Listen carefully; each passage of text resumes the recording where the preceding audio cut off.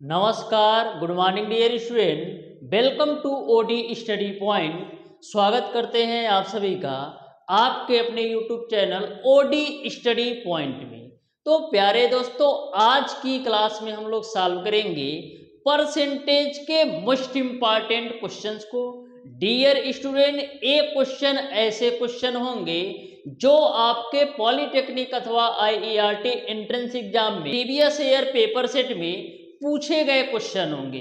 तो प्रत्येक क्वेश्चन को डियर स्टूडेंट बिल्कुल बेहतरीन कॉन्सेप्ट के साथ बताने वाला हूं। जैसा कि डियर स्टूडेंट मैंने आपको पहली क्लास में ही बता दिया था कि परसेंटेज में आपको एक भी फार्मूला बिल्कुल रटने की जरूरत नहीं है। सारे क्वेश्चन को डियर स्टूडेंट बिल्कुल बेहतरीन कॉन्सेप्ट के साथ कवर करने वाले हैं।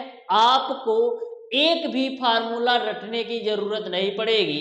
तो डियर स्टूडेंट, क्लास स्टार्ट करने से पहले हमारी आपसे रिक्वेस्ट है कि जो भी स्टूडेंट अभी तक हमारे चैनल ओडी स्टडी पॉइंट को सब्सक्राइब नहीं किए हैं, सब्सक्राइब जरूर कर लीजिएगा और बेल आइकन को भी प्रेस कर लीजिएगा, जिससे हमारी अपकमिंग आने वाली वीडियो का आपको नोटिफिकेशन मिलता रहे। तो स्टार्ट करते हैं डियर स्टूडेंट आज की क्लास को। क्लास स्टार्ट करने से पहले मैं आपको बता दूं डियर स्टूडेंट, हमारी डेली बेसिस पर क्लास होती है। जो हमारी फिजिक्स की क्लास होती है डियर स्टूडेंट, डेली सुबह के 10 बजे होती है। और जो मैथ की क्लास होती है डियर स्टूडेंट, डेली शाम को 4 बजे होती है। इसके अलावा डियर स्टूडेंट, यदि आपका कोई भी क्वेरी है, कोई भी कंफ्यूजन है, तो दिए गए नंबर पर आप कॉल या व्हाट्सएप करके भी पूछ सकते हैं। और डियर स्टूडेंट, यदि आपको डेली बेसिस पर पीडीएफ चाहिए तो हमारे व्हाट्सएप ग्रुप को जरूर ज्वाइन कर लीजिएगा। मैं अपने व्हाट्सएप ग्रुप का लिंक डियर स्टूडेंट इस वीडियो के डिस्क्रिप्शन बॉक्स में दे दूंगा, वहां से आप हमारे व्हाट्सएप ग्रुप से जुड़ सकते हैं। तो चलिए स्टार्ट करते हैं डियर स्टूडेंट आज की क्लास को। देखते हैं आज का पहला क्वेश्चन। तो पहला क्वेश्चन आपके सामने है, ध्यान से समझिएगा डियर स्टूडेंट, इस क्वेश्चन को कैसे सॉल्व करना है।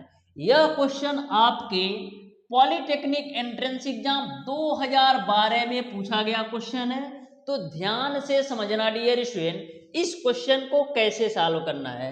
देखो, क्वेश्चन आपका इस प्रकार से है, ए की मासिक आय बी की मासिक आय की 60% और सी की मासिक आय का 120% है। यदि बी की मासिक आय रुपया 78,000 है तो सी की मासिक आय कितनी है, ए आपको बताना है। तो ध्यान से समझिएगा डियर स्टूडेंट, क्वेश्चन बहुत ही लाजवाब है और बहुत ही इंपॉर्टेंट क्वेश्चन है।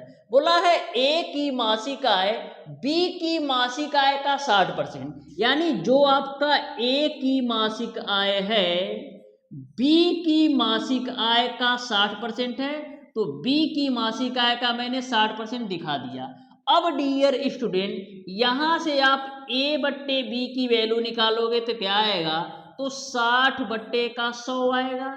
यहां से 20 से काटेंगे तो 20 सिया 60 होता है और 20 पच्चे 100, यानी ए बट्टे बी की वैल्यू आपको क्या मिल जाएगी, ए बट्टे बी की वैल्यू आपको मिल जाएगी 3:5। यहां तक सबको क्लियर है कि ए की जो मासिक आय है वो हमारा 3 अनुपात में है और बी की जो मासिक आय है वो हमारा 5 अनुपात में है। फिर आगे क्वेश्चन को पढ़ो।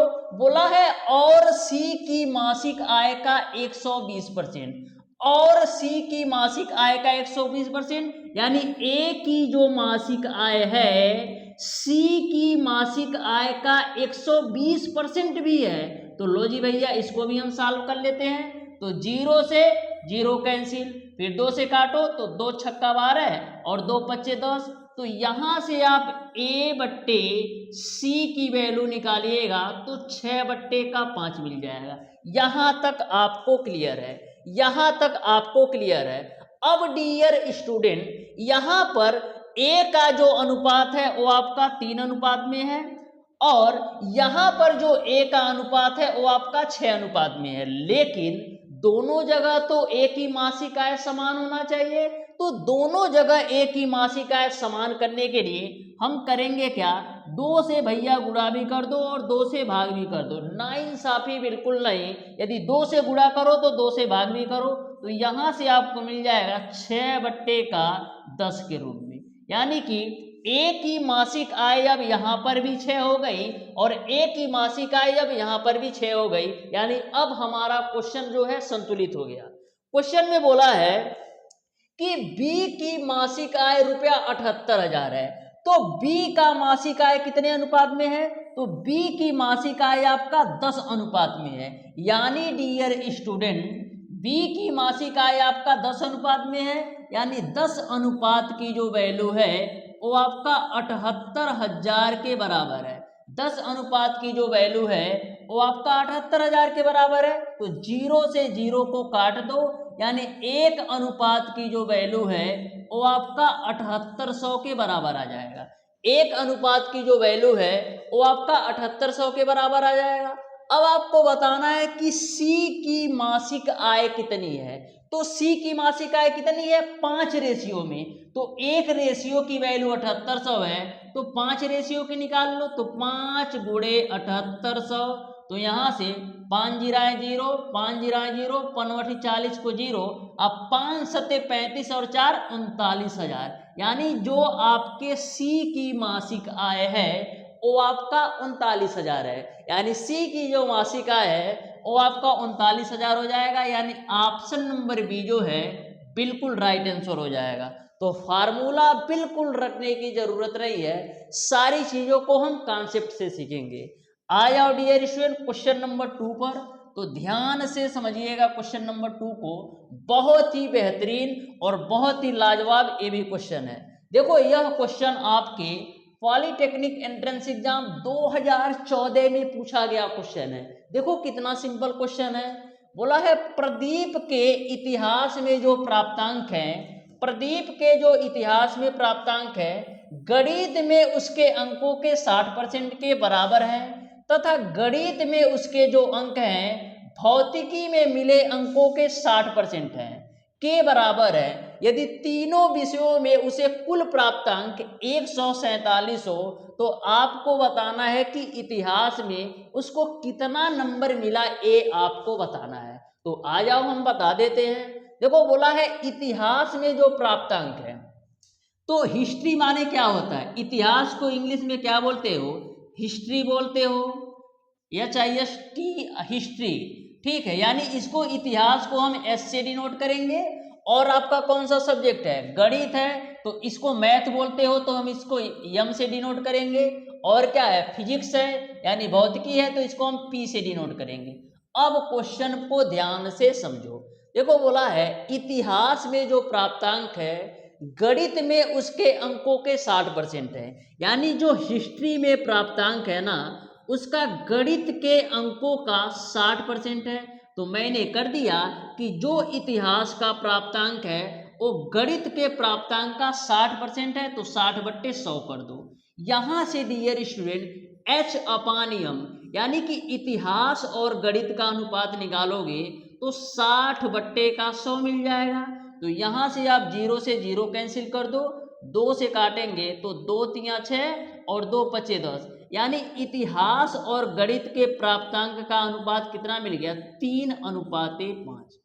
इतिहास और गणित के प्राप्तांक का अनुपात मिल गया 3:5। फिर आगे पढ़ो, बोला है गणित में उसके अंक उसे भौतिकी में मिले अंक के 60% है।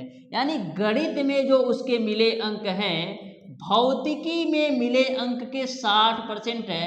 तो लो जी भैया हम 60% कर दिए। अब 20 से काटो तो 20 तिया 60, अब 20 बचे 100। तो यहां से आप गणित और फिजिक्स का प्राप्तांक निकालोगे तो आपको क्या मिल जाएगा, 3:5। यहां तक सबको क्लियर है। अब देख लेते हैं यहां पर इतिहास का 3 रेशियो है, मैथ का यहां पर 5 रेशियो है, लेकिन मैथ का यहां पर 3 रेशियो है। लेकिन दोनों जगह मैथ का जो रेशियो है वो समान होना चाहिए। तो दोनों जगह मैथ के रेशियो को समान करने के लिए हम करेंगे क्या, यहां पर भी बाबू आप 3 से गुणा और 3 से भाग कर दो।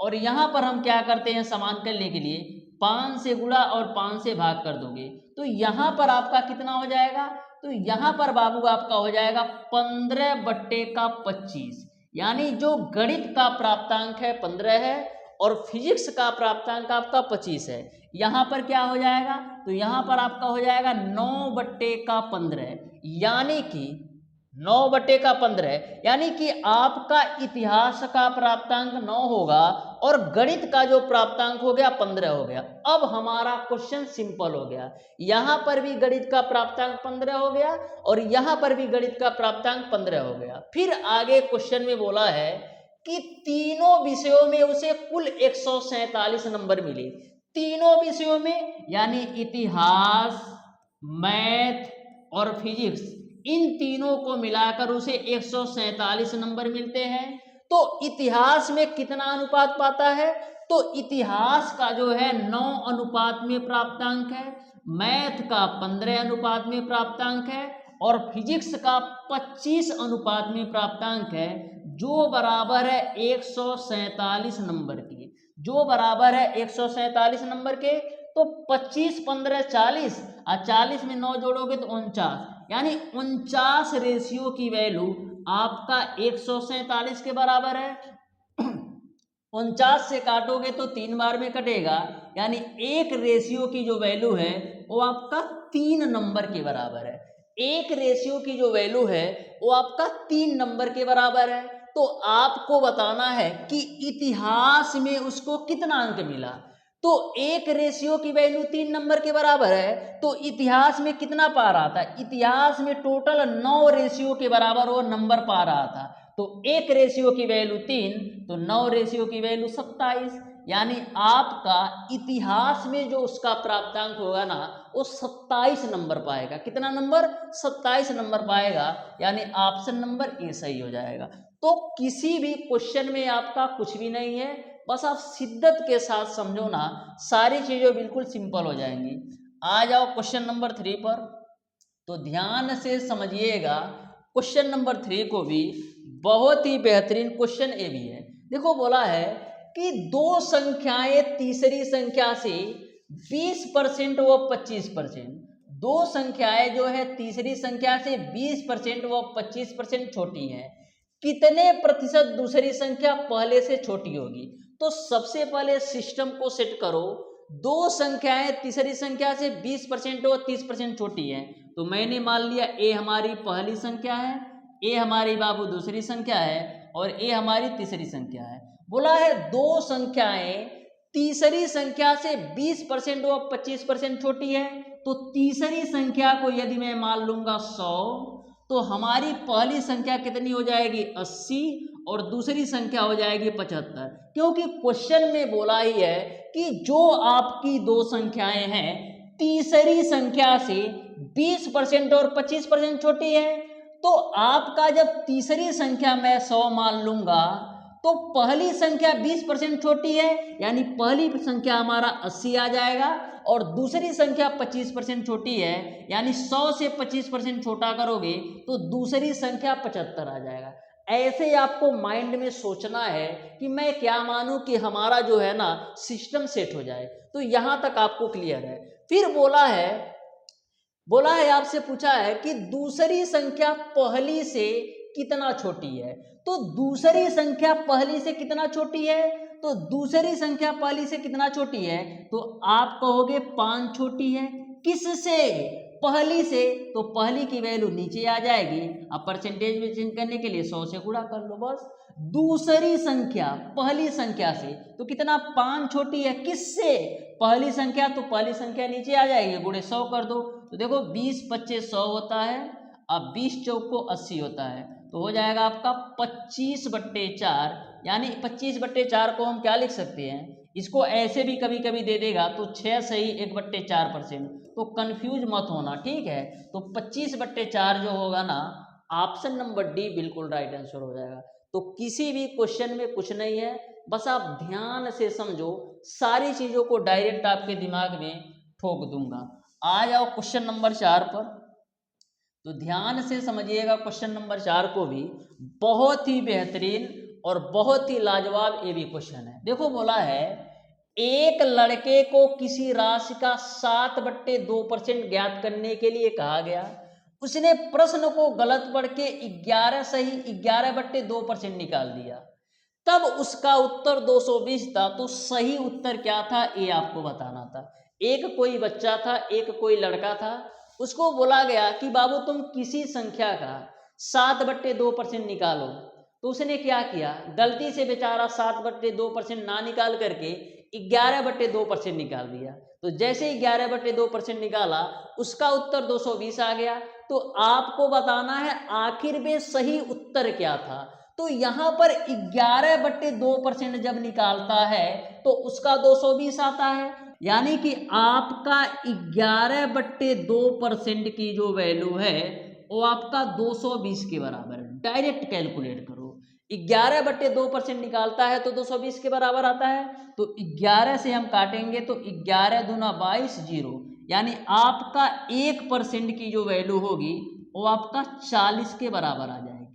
लेकिन एक्चुअल में आपको निकालना कितना था, एक्चुअल में आपको निकालना था 7/2%। तो 1% की वैल्यू 40 है, तो 7/2% का निकालने के लिए क्या करेंगे, दोनों पक्षों में आप 7/2 से गुणा कर दो। तो यहां से डियर स्टूडेंट 2 से काटिएगा 40 को तो 20 बार में कटेगा, तो 2 सत्ते कितना होता है 114, यानी 7/2% की जो वैल्यू होगी वो आपका 140 के बराबर आएगी। यानी कि सही में जो उत्तर आना चाहिए वो आपका 140 आना चाहिए। वो तो बेचारा गलती कर दिया था कि 11/2% निकाला तो 220 आ गया। यानी कि आपका जो राइट आंसर होगा वो आपका, ये आपका देखो सारे ऑप्शन गलत है। एक ऑप्शन आपका 140 होगा, तो 140, 120, 150 और आपका 160 होगा। तो यहाँ पर जो आपका राइट आंसर होगा ना वो आपका 140 हो जाएगा। ये आप करेक्ट कर लेना, एक गलती से लिख गया है, ठीक है। आ जाओ नेक्स्ट क्वेश्चन पर, जो कि आपका है क्वेश्चन नंबर 5। तो ध्यान से समझना क्वेश्चन नंबर 5 को भी, बहुत ही बेहतरीन क्वेश्चन ये भी है, ध्यान से समझो। देखो बोला है कि किसी विद्यालय में कुल 600 विद्यार्थी हैं, जिनमें से 72% हिंदू हैं, 16% मुसलमान हैं और 3% सिख है और शेष ईसाई हैं। तो ईसाइयों की संख्या कितनी है ये आपको बताना है। किसी विद्यालय में कुल 600 विद्यार्थी हैं, यानी कि विद्यालय में 600 विद्यार्थी हैं, यानी कि 100% की जो वैल्यू है, विद्यालय के जो 100% स्टूडेंट की जो वैल्यू है वो आपका कितना है 600 के बराबर। हमेशा ध्यान में रखना कोई भी चीज अपने आप में 100% होती है। विद्यालय का परसेंटेज है, विद्यार्थियों का जो परसेंटेज है वो आपका 100% है और 100% की वैल्यू आपका 600 विद्यार्थी के बराबर है। तो 00 से 00 काट दो, यानी 1% की जो वैल्यू है वो आपका कितने के बराबर है 6 विद्यार्थी के बराबर है। 1% की जो वैल्यू है 6 विद्यार्थी के बराबर है। अब बोला है कि 72% हिंदू हैं और 16% मुसलमान है और 3% सिखाई है। तो देखो 72 और 16 कितना होगा, 72 और 16 जोड़ोगे तो आपका हो जाएगा 72 6 78 10 88%, और 88 में 3 जोड़ोगे तो 91%, यानी कि आपका 91% तो आपके क्या है हिंदू मुसलमान और सिख, यानी कि 91% में हिंदू मुस्लिम और सिख है। तो 100 में से 91% तो हिंदू मुस्लिम और सिख हो गए, तो बचे जो 9% होंगे ना वो आपके क्या होंगे, जो बचे 9% होंगे ना डियर स्टूडेंट, यही आपके ईसाइयों की संख्या होगी। यानी कि जो ईसाई वाले स्टूडेंट हैं वो 9% है, तो 1% की वैल्यू 6 है, तो 9% की वैल्यू कितना हो जाएगी, तो 9% की वैल्यू हो जाएगी 54, यानी कि 54 स्टूडेंट ऐसे हैं जो ईसाई हैं। तो अच्छी तरीके से समझ में आ गया होगा, यानी ऑप्शन नंबर ए जो है बिल्कुल राइट आंसर हो जाएगा। आ जाओ डियर स्टूडेंट क्वेश्चन नंबर 6 पर। तो ध्यान से समझिएगा और आराम से समझिएगा, यह भी क्वेश्चन आपका बहुत ही बेहतरीन क्वेश्चन है। देखो क्या बोला है, एक सिनेमा घर की सीटों में 25% की वृद्धि की गई है तथा एक टिकट के मूल्य में भी 10% की वृद्धि की गई है, तब कुल आय में कितने प्रतिशत की वृद्धि होगी ये बताओ। तो सबसे पहले आप ये बताओ कि यदि वह सिनेमा घर की सीटों में वृद्धि करे या टिकट के मूल्य में वृद्धि करे तो टोटल मिलाकर लाभ किसका होता है? टोटल मिलाकर के लाभ सिनेमा घर का जो मालिक है उसी का होगा। चाहे वह टिकट की संख्या बढ़ा दे, चाहे वह टिकट का रेट बढ़ा दे या सीटों की संख्या बढ़ा दे, तो टोटल जो कुल मिला जुला करके लाभ होगा ना, वो सिनेमा घर का जो मालिक है उसी का होने वाला है। तो यहाँ पर बोला है सीटों में 25% की वृद्धि कर देता है। तो मैं मान लेता हूँ कि पहले जो हमारा सीट था वो 100 सीट था। सिनेमा घर का जो पहले हमारा सीट था वो हमारा 100 था, 25% की वृद्धि कर दे रहा है तो 100 से बढ़कर कितना हो जाएगा? 125 हो जाएगा। फिर आगे बोला है एक टिकट के मूल्य में भी 10% की वृद्धि कर देता है। तो पहले बबुआ मैं मान लेता हूं हमारा जो एक टिकट का मूल्य है वो आपका 100 रुपया है और 10% की वृद्धि कर देता है तो अब हमारा जो टिकट का मूल्य है 110 हो जाता है। यहां तक सबको क्लियर है? सीटों में 25% की वृद्धि की, तो पहले मैंने माना सीट हमारा 100 था, 25% वृद्धि कर दिया 125 हो गया, और पहले जो टिकट का मूल्य 100 था 10% वृद्धि कर दिया तो 110 हो गया। अब देखो यहां से 25 से काटेंगे तो 25 चौका 100, अब 25 पच्चा 125। अब यहाँ पर किससे काटोगे? 0 से 0 को खल्लास कर दो तो यहाँ पर यानी कि प्रारंभ में उसकी आय कितनी होगी? प्रारंभ में उसकी आय देखोगे तो 10 चौको 40 होगी, और जब सीटों की संख्या में वो 25% की वृद्धि कर देता है और प्रत्येक टिकट में 10% की वृद्धि कर देता है तब उसकी आय कितनी होगी? तो 11 पचे 55 हो जा रही है। यानी कि उसकी जो आय है 40 से बढ़कर कितना हो जा रही है? 55 हो जा रही है। तो कितने की वृद्धि हो रही है आय में? तो 15 की वृद्धि हो रही है। किससे? 40 से। तो नीचे में 40 आ जाएगा। अब परसेंटेज में चेंज करने के लिए 100 से गुणा कर लो, 0 से 0 खल्लास, और क्या खल्लास होगा?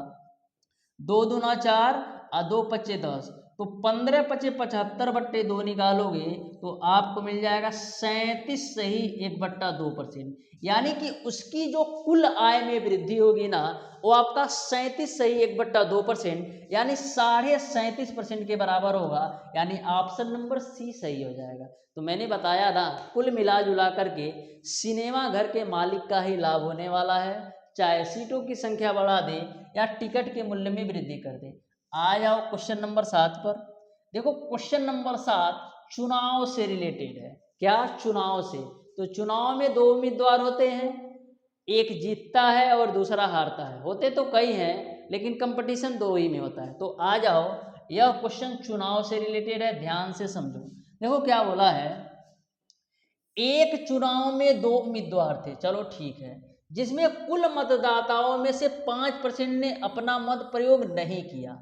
सफल उम्मीदवार 50% मत लेकर के 2000 मतों से विजयी रहा। तो पराजित उम्मीदवार को कितना वोट मिला ये हमें बता दो। तो सबसे पहले टोटल जो वोटों की संख्या थी वो आपका कितना था? 100% था। हमेशा 100% मांगते, कुल संख्या चाहे कुल नंबर हो हमेशा 100% मांगना, ठीक है, क्योंकि अपने आप में हर चीज 100% होती है। बोला है कुल मतदाताओं में से 5% ने अपना मत नहीं प्रयोग किया, यानी कि टोटल हमारा 100% मत था, टोटल हमारा 100% वोट था, 5% बेचारे ने वोट नहीं डाला। यानी कि यह कह सकते हो 5% आपका वोट नहीं डाले तो इसको हम लिख देते हैं अवैध वोट। मानो 5% जो वोट है ना ये आपका अवैध माना जाएगा क्योंकि वोट पड़ा ही नहीं 5%। तो कितना परसेंट वोट पड़ा है? तो 100 में से 5% जो वोट है वो नहीं पड़ा है, तो यानी कि टोटल आपका 95% वोट जो है पड़ा है। टोटल कितना? 95% वोट पड़ा है। अब इस 95% में से 50% जो है ना वो सफल उम्मीदवार पा जाता है। तो इस 95% में से 50% जो सफल उम्मीदवार होता है उसको मिल जाता है। 50% जो है सफल उम्मीदवार है उसको मिल जाता है। तो कितना बचा? 45% बेचारा जो है ना पराजित उम्मीदवार है उसको मिल रहा होगा, क्योंकि 95% में से 50% तो सफल उम्मीदवार को वोट मिलता है तभी तो जीता है, और जो पराजित उम्मीदवार है उसको 45% वोट मिलता है। तो बोला है कि यदि 50% मत लेकर के 2000 मतों से विजयी रहा, तो आखिर में 2000 मतों से विजयी क्यों रहा?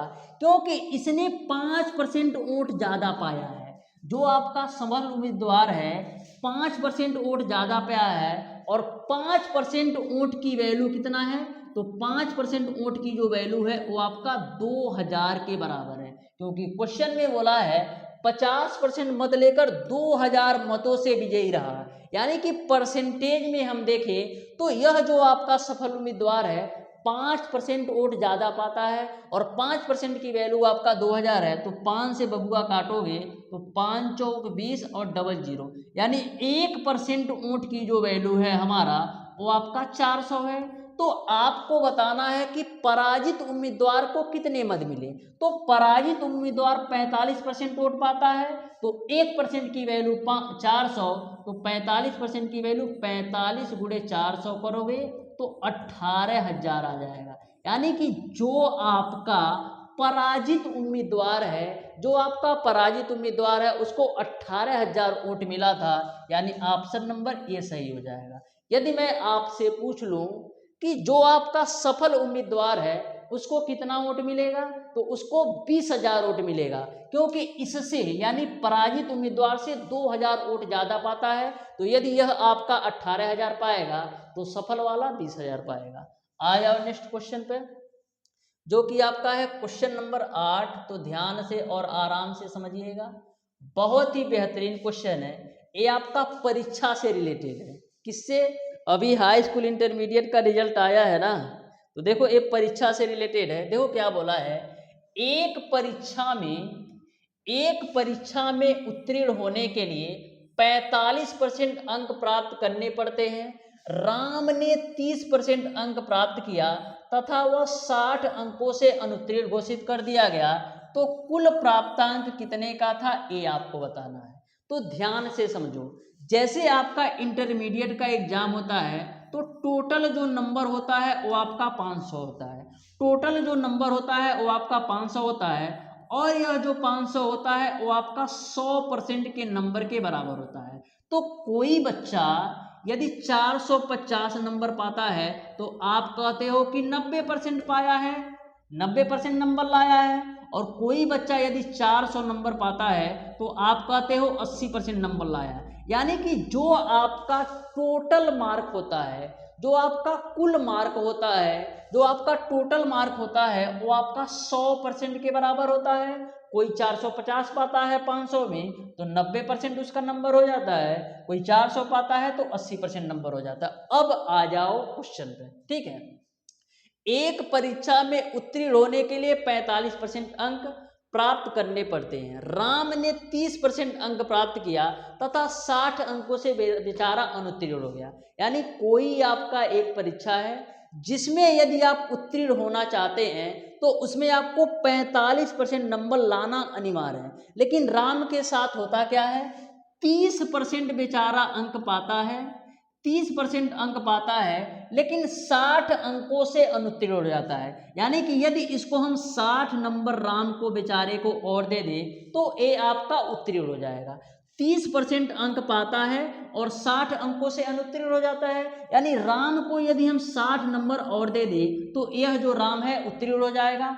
अब डियर स्टूडेंट, इसकी जो वैल्यू होगी वो आपका 45% के बराबर होगी। ये बात क्लियर है या नहीं? क्या बोला है, राम को 30% अंक मिलता है लेकिन 60 अंकों से अनुत्तीर्ण हो जाता है। तो मैंने क्या किया, इसको 60 नंबर दे करके बेचारे को इसको भी उत्तीर्ण कर दिया। और यह दो 30% और 60 नंबर की वैल्यू है वो आपका 45% के बराबर है। केवल उत्तीर्ण होने की क्राइटेरिया को हम पार कर रहे हैं। यानी कि जब 30% नंबर के साथ 60 नंबर और पा जाएगा तो राम जो है ना उत्तीर्ण होने की क्राइटेरिया जो 45% है उसको बराबर कर लेगा। तो दोनों को मैंने बराबर कर दिया, राम को भी मैंने उत्तीर्ण होने की क्राइटेरिया पार कर दिया, और उत्तीर्ण होने की जो क्राइटेरिया है वो आपका 45% है उसके बराबर कर दिया। तो 45% में से 30% घटाओगे तो 15% की जो वैल्यू मिलेगी वो आपको मिलेगी 60। 15 से काटो 60 को तो 4 बार में, यानी 1% की जो वैल्यू है वो आपका 4 के बराबर है। अब किसी परीक्षा में जो टोटल आपका नंबर होता है 100 नंबर के बराबर होता है, 100% के बराबर होता है, तो आपका जो कुल प्राप्तांक कितना हो जाएगा, तो 1% की वैल्यू 4, तो 100% की वैल्यू आपका 400 हो जाएगा। यानी परीक्षा का जो कुल प्राप्तांक था वो आपका 400 था। यानी ऑप्शन नंबर बी जो है बिल्कुल राइट आंसर हो जाएगा क्वेश्चन नंबर 8 का। सेम कॉन्सेप्ट पर आ जाओ डियर स्टूडेंट, क्वेश्चन नंबर 9 को तो ध्यान से समझिएगा। क्वेश्चन नंबर 9 को कॉन्सेप्ट आपका सेम है, बस ध्यान से समझो। देखो क्या बोला है, एक परीक्षा में सीता ने 30% अंक प्राप्त किया तथा 50 अंकों से अनुत्तीर्ण रही। इसी परीक्षा में राम ने 40% अंक प्राप्त किया तथा उत्तीर्ण होने के लिए न्यूनतम अंक से 20 अंक अधिक प्राप्त किए। तो उत्तीर्ण होने के लिए न्यूनतम अंक प्राप्त कीजिए, ये आपको बताना है कि आखिर में उत्तीर्ण होने के लिए कितना नंबर चाहिए, ये आपको बताना है। तो क्वेश्चन पर आ जाओ। सीता जो है 30% अंक प्राप्त किया तथा 50 अंकों से अनुत्तीर्ण हो गए। तो सबसे पहले हम क्या करेंगे, सीता को 50 नंबर दे करके उसको उत्तीर्ण कराएंगे। तो देखो 30% अंक बेचारी प्राप्त की है, इसको हम क्या करते हैं, इसको हम 50 नंबर और दे देते हैं, तो ये आपका उत्तीर्ण हो जाएगी। अब डियर स्टूडेंट, राम के साथ क्या होता है, 40% अंक प्राप्त होता है, लेकिन वह प्राप्त किया तथा उत्तीर्ण होने के न्यूनतम अंकों से 20 अंक जो है ना अधिक प्राप्त किया। तो इसको हम 20 नंबर ज़्यादा नहीं देंगे, इसको भी हम केवल उत्तीर्ण कराएंगे, इसको भी हम केवल उत्तीर्ण कराएंगे। यानी इससे हम 20 नंबर जो है ले लेंगे कि तू भी भैया केवल उत्तीर्ण हो। यानी केवल उत्तीर्ण होने की क्राइटेरिया को तुम पार करो, बस इतना ही करना है। जैसे होता ना यह है कि कोई आपका मान लीजिए कोई परीक्षा है तो बोला जाता है कि 45% जो है ना उत्तीर्ण होने की क्राइटेरिया है। तो मैंने क्या किया, उत्तीर्ण होने की क्राइटेरिया को सीता को भी पार करा दिया, किसी तरह से पार हो जाओ, किसी तरह से पास हो जाओ। और उत्तीर्ण होने की क्राइटेरिया को मैंने राम को भी पार कर दिया। यह 20 नंबर ज़्यादा पा रहा था तो मैंने इसको 20 नंबर घटा दिया कि तुमको भी मैं उतना ही नंबर दूंगा जितना उत्तीर्ण होने की क्राइटेरिया है। अब सीता के उत्तीर्ण होने की क्राइटेरिया और राम के उत्तीर्ण होने की क्राइटेरिया को मैंने दोनों को बराबर कर दिया। अब देखो 40% में से 30% घटाओगे तो 10%, और 10% बराबर क्या होगा, 50 भी 70 हो जाएगा। ठीक है ना, 0 से 0 काट दो, यानी 1% की जो वैल्यू है वो आपका 7 के बराबर है।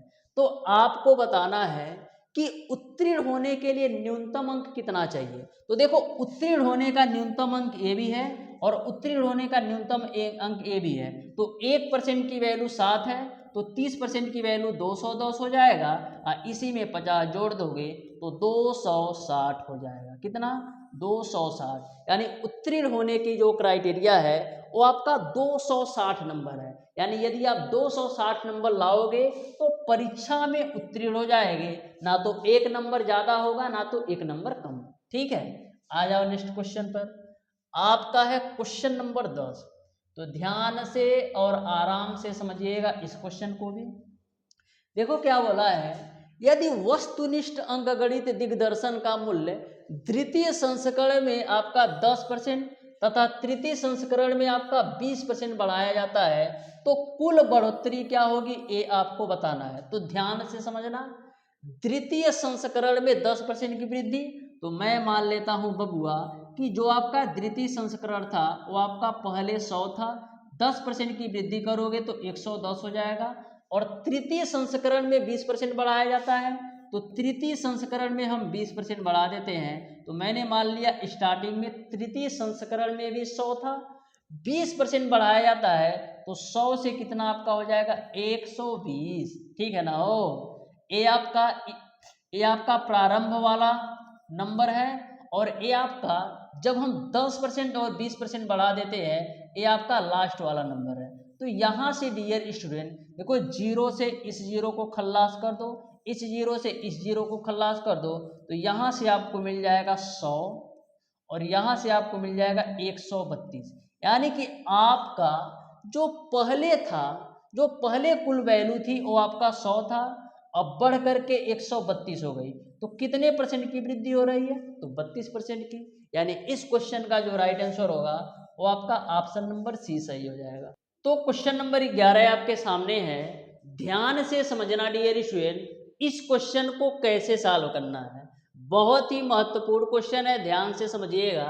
देखो बोला है एक फैक्ट्री में 80% पुरुष कर्मचारी हैं, जिनमें से 20% आपके मैट्रिक हैं और शेष ग्रेजुएट हैं।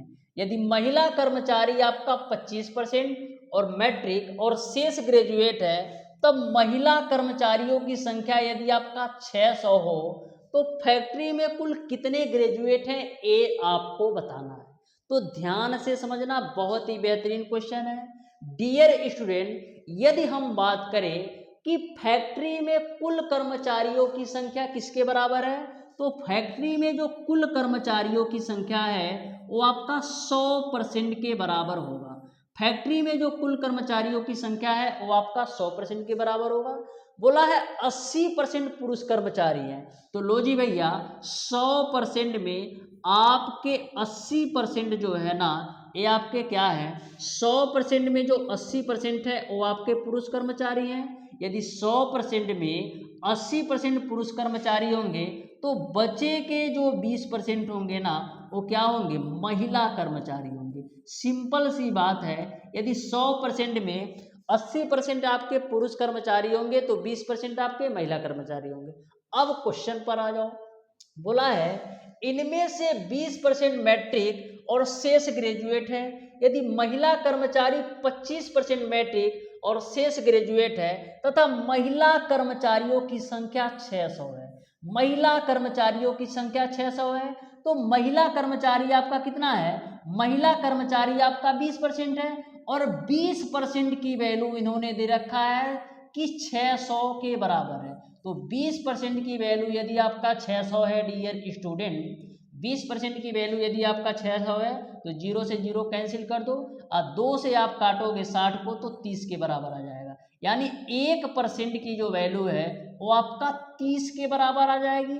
तो यदि मैं आपसे पूछूं कि टोटल कर्मचारी कितने हैं, 1% की वैल्यू आपका 30 है तो 100% की वैल्यू आपका कितना मिल जाएगा, 3000। यानी फैक्ट्री में जो कुल कर्मचारियों की संख्या है वो आपका 3000 हो गई। तो 600 आपके कितना है, 600 आपकी महिला कर्मचारी हैं। तो 600 यदि महिला कर्मचारी होंगे तो बचे के जो आपके 2400 होंगे वो आपके पुरुष कर्मचारी होंगे। यहाँ तक सबको क्लियर है कि 3000 आपके टोटल कर्मचारी हैं, 600 यदि महिला कर्मचारी होंगे तो 2400 आपके पुरुष कर्मचारी हैं। अब क्वेश्चन को ध्यान से समझो।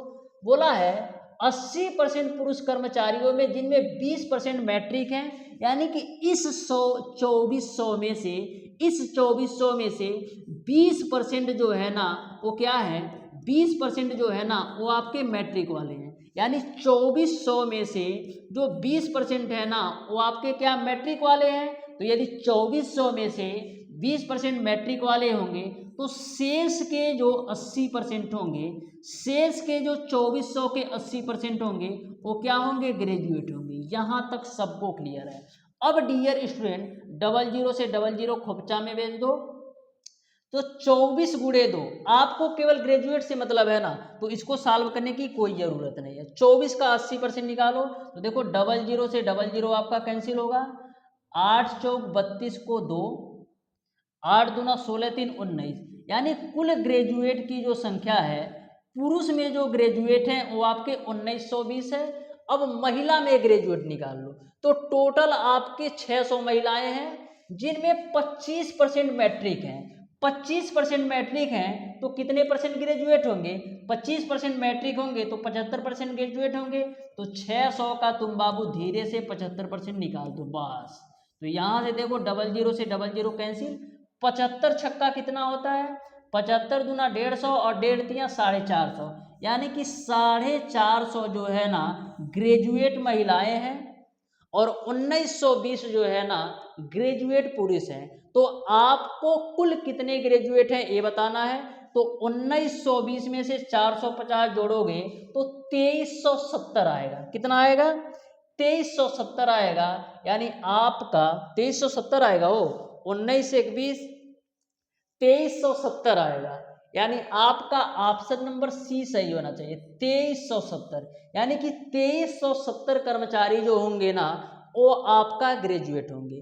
2370 जो कर्मचारी होंगे ना वो आपके ग्रेजुएट होंगे। यदि मैं आपसे पूछ लूं कि कितने कर्मचारी हैं जो मैट्रिक हैं, तो इसका आंसर कमेंट बॉक्स में कमेंट करके बताना कि टोटल कितने कर्मचारी हैं जो मैट्रिक हैं। तो करना क्या है, आपको इस 2400 का 20% यहाँ से निकाल लेना और यहाँ पर आप डियर स्टूडेंट 600 का 25% निकाल लेना, तो आपको मिल जाएगा कि टोटल ऐसे कर्मचारी कितना है जो मैट्रिक वाले हैं। तो अच्छी तरीके से सारी बातें आपको समझ में आ गई होंगी। तो प्यारे दोस्तों, आज की क्लास को हम यहीं तक रखते हैं। मिलते हैं डियर स्टूडेंट नेक्स्ट क्लास में, तब तक के लिए